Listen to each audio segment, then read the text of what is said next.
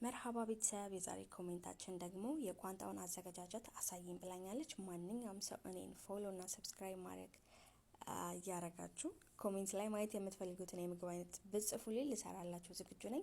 አንዳንድ ልጆች ደግሞ የዩቲዩብ ፔጅሽን አላገኘ ነው የምትሉኝ የቲክቶክ ፔጅ ላይ የኔ ፕሮፋይል ላይ ትገቡና ከታች የዩቲዩብ ምልክት አለች፣ እሷን ጫን ብላችሁ ሰብስክራይብ አድርጉኝ።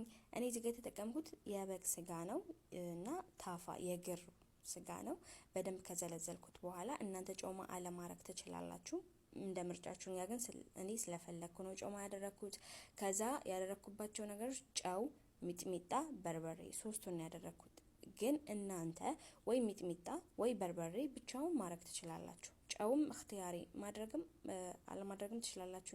እኔ ግን እንዲያቃጥልና ሞቅ እንዲል ስለፈለኩኝ ነው ሶስቱንም አንድ ላይ ያደረኩት። እና እዚህ ጋር ሰው የማይገባበት ባዶ ክላስ ስለነበረ ገመድ አድርጌ እኔ እዚህ ሰቀልኩትኝ።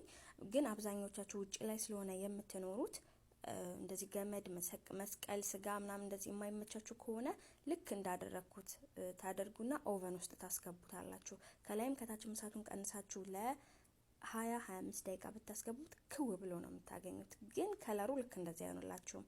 ይህ ከለሩም ጣዕሙም ቋንጣ ነው። በቃ በጣም ነው የሚያምረው።